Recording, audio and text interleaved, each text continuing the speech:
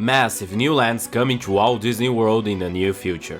From a brand new Monsters Inc. land to a gigantic Villains land at the Magic Kingdom, let's explore the future of Walt Disney World with some interesting construction updates. Starting at Disney's Hollywood Studios, as construction is already underway for a new 2026 reimagining of Animation Courtyard into the magic of Disney animation. So yeah, the magic of Disney animation has somehow returned, and I could not be more excited. The existing Star Wars launch base site will undergo a full redevelopment. The new exterior will adopt architectural elements based on the Roy E. Disney Animation Building, including that large Mickey's sorcerer hat. The original building was designed by Robert Stern. Inside, guests will move through areas referencing actual Disney animation departments, and also a dedicated kids play zone drawn to Wonderland will provide an indoor play environment based on Mary Blair's original concept art for Alice in Wonderland. The project also includes a redesign of the surrounding exterior courtyard, which will be rethemed to resemble select buildings from the Walt Disney Studios lot in Burbank, as well as the Mickey Avenue side. Existing entertainment offerings will remain intact, including The Little Mermaid, a musical adventure in the Studio Theater.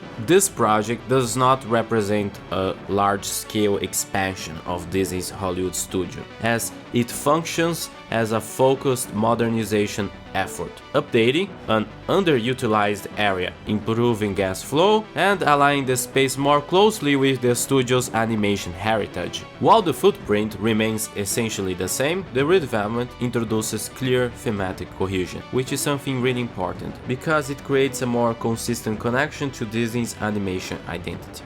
But that's not all. Disney Hollywood Studios will also see a reimagining of a once beloved area, a brand new Monsters Inc. land. What was once the Muppet Studios will now become Monstropolis. We are currently witnessing the de-Muppetification of this land, with much of the theming removed and Studios One Company store already demolished. It was really unfortunate that Muppet Vision 3D closed, as that was such a great and honestly hilarious attraction. But the actual soundstage is supposed to be replaced by a brand new unannounced Monsters Inc. themed show, and not the roller coaster. Some people got confused by that. But the e-ticket of this land will be a brand new Vekoma suspended family roller coaster, taking you onto that door scene from the film. The coaster is housed within this massive factory facade, hiding the giant show building. Taken together, the shift towards Monstropolis signals a clear repositioning of this corner of the park. Rather than restoring the former Muppets' focused identity, Disney is choosing to anchor the area with a unified IP and a mix of show and ride capacity. Something quite similar to what Epic Universe does, you know, one major ticket attraction and a supporting attraction all within one single IP land. Muppet Vision 3D occupied a unique place in Disney Parks history because it represents the final approved creative work from Jim Henson himself. The closure of the attraction, therefore, marks more than the end of a long-running show. It closes the last direct creative link between the Muppets and their original creator within a Disney theme park. In 2026, Rockin' Roller Coaster at Disney's Hollywood Studios will reopen as Rockin' Roller Coaster starring the Muppets. Rather than Aerosmith, the ride's narrative will revolve around the Electric Mayhem, with a VIP tour through G-Force Records, now under new Muppet management, as guests scramble to help the band make it to their biggest concert and probably last ever. Concept art reveals that Disney will retheme the ride's courtyard. The iconic red guitar will be given a psychedelic makeover, and a piano key motif will complete with a golden key. So overall, this new Rockin' Roller Coaster retheme is a strategic relocation that gives the Muppets a renewed presence, while maintaining the high capacity and the performance advantages of an existing e-ticket attraction. Then there's Star Wars Millennium Falcon Smugglers Run, which is getting a major story update. Opening on May 22, 2026, this new mission lets guests team up with Mandalorian and Grogu, traveling to new locations chosen by the guests. And just like Horizons, majority rules. Everyone can choose. Majority rules.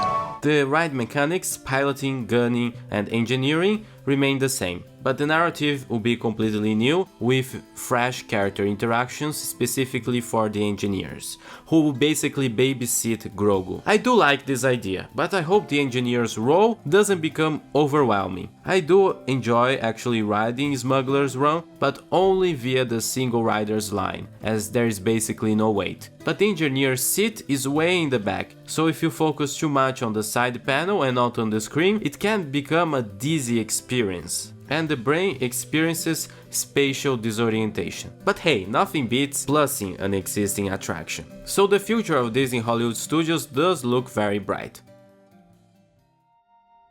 At Disney's Animal Kingdom, construction is underway for a brand new Tropical Americas land, inspired by Encanto and Indiana Jones. And for that, we are witnessing the transformation of Dinoland USA. Much of Dinoland has already closed, yet Restaurantosaurus and most importantly Dinosaur remain for now.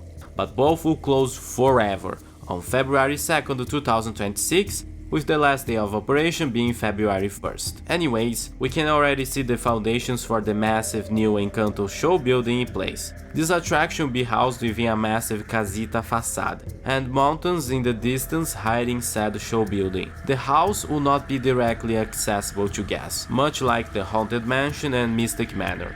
You enter from the side, as you can see on this model.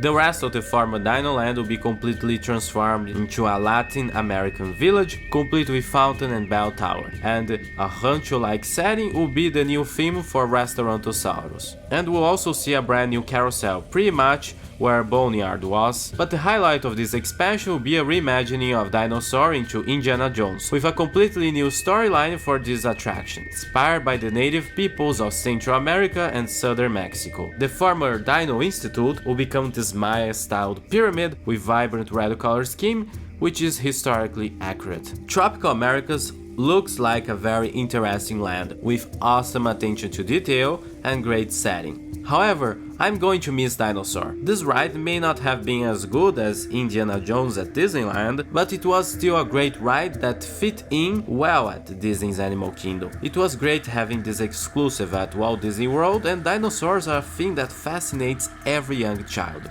It's a bittersweet kind of expansion, having to wave goodbye to a classic like Dinosaur, a ride that's perfect, messy, but a blast from the past that sparked so many kids' imaginations. But the future demands big swings, and with Monsters Inc.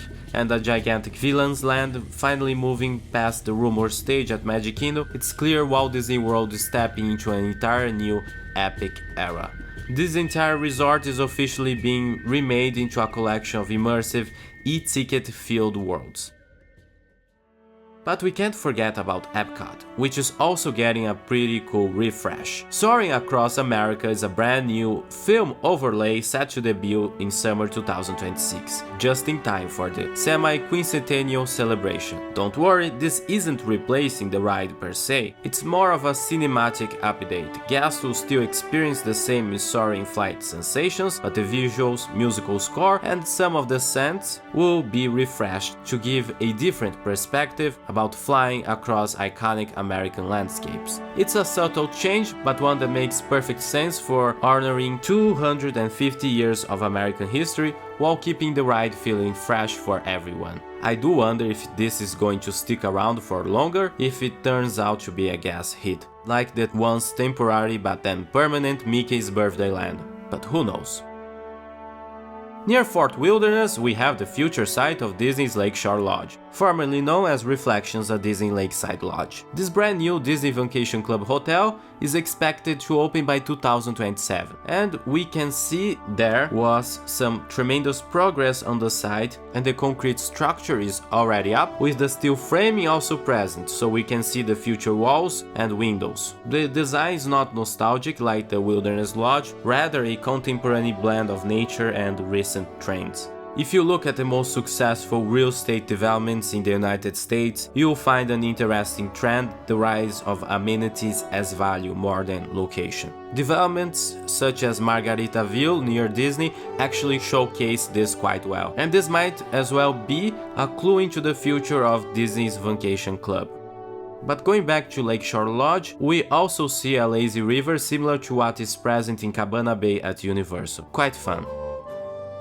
So let's move to the Magic Kingdom as demolition is underway at Tom Sawyer's Island. Much of the landscaping and structures have been removed. This plot will be home to 2 new expansions. First will be a Cars Mini Land, part of Frontierland, and then a massive Villains Land. The new Cars Mini area will be named Piston Peak, and there will be an attempt to integrate it with the rest of Frontierland. We see this with massive piston-inspired rock feature, many waterways and landscaping all around. The main ride will be themed to rally racing, with an interesting ride system. Still, the juxtaposition of gasoline-powered cars right next to the wilderness of Frontierland is quite odd. Frontierland was originally designed to celebrate the untapped wilderness of America at its Manifest Destiny phase. So Cars feels very much out of place. It's a reimagining of what Frontierland is, from a specific period in American history to a specific place. But this expansion serves to open a new pathway that will lead into Villains Land, that is expected to come later on after Piston Peak opens. Disney has not shared many details, but from the very preliminary concept art, it already looks quite wicked. But seeing the demolition of the Rivers of America is quite painful. The rivers were an integral part of the Magic Kingdom, and now they are no more. Nothing but a chapter in the park's history, an element that was once central to the park's design, connecting Tom Sawyer Island, Liberty Square, the Haunted Mansion and Frontierland, and serving as the home for iconic attractions. Today the river has been demolished to make way for this new Cars-themed expansion, marking a significant shift in the park's layout and operational focus. While the waterways are gone, the Liberty Bell has been preserved, as of now, maintaining a tangible link to this historic feature of the park. As Walt Disney World steps into a new area of immersive lands, thrill attractions and reimagined experiences, it's worth remembering that these expansions rest on the foundation of history.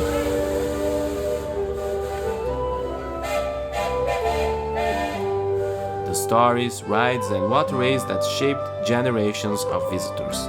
The Rivers of America may be gone, but their legacy remains. May Disney never forget its past, while it moves into the future.